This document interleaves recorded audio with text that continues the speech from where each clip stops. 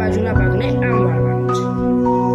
જો સામ સામે ટીચરે વાળ્યું, પછી આ જે ભાગ પડે છે બાળકો ચોરસ, એ ભાગને આમ આંગળીથી લઈ અને આમ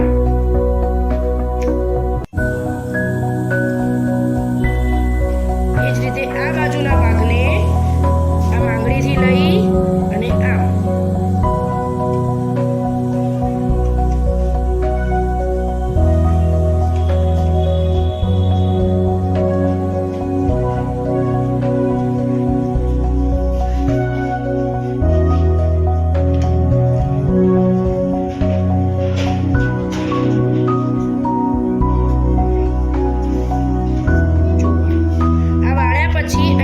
શર્ટમાં શું હોય બાળકો, હંમેશા બટન તો હોય છે ને, તો આપણે શર્ટમાં પણ બટન કરીશું।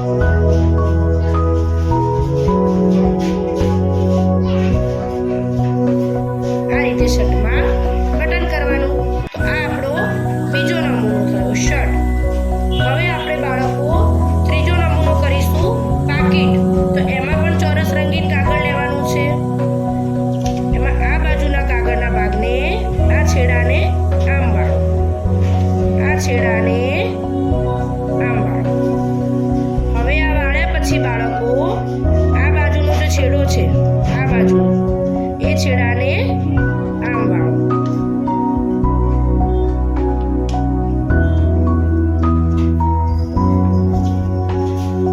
એ જ રીતે આ છેડાને પણ એ જ રીતે આમ વાળો।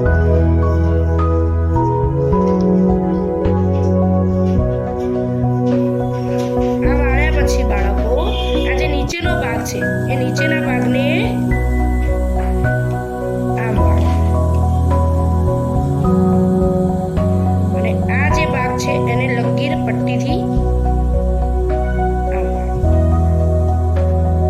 હવે આ વાળ્યા પછી બાળકો આ છેડાને આમ અંદર જવા દેવાના, બંને ભાગને આમ અંદર જવા દેશો બાળકો।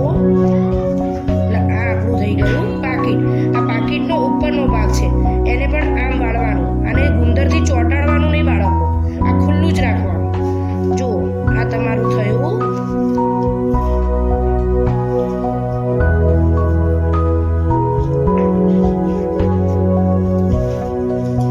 તો જુઓ બાળકો આ રીતે આપણું થઈ ગયું પાકીટ।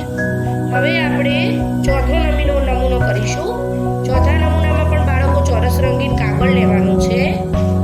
એ કાગળ લીધા પછી બીજું પણ ચોરસ રંગીન કાગળ લેવાનું છે। એ ચોરસ રંગીન કાગળને આ રીતે પડ વાળવાના છે ચારે બાજુ।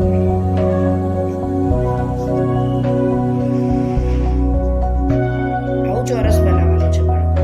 આ ચોરસ બનાવ્યા પછી કાતરની મદદથી આ રીતે ચારે ખૂણા, ચોરસના ચારે ખૂણા આપણે આવી રીતે કટિંગ કરવાના છે।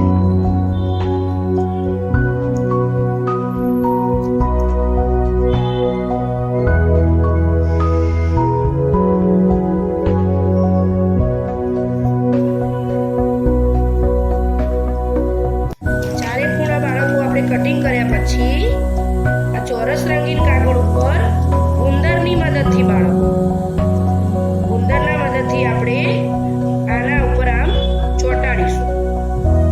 જો બાળકો તો આ આપણો નમૂનો થયો ચોરસમાં ડિઝાઇન। આ ડિઝાઇન તમે ગમે તે પ્રકારની કરી શકો છો બાળકો, કટિંગ કરીને। ખ્યાલ આવ્યો?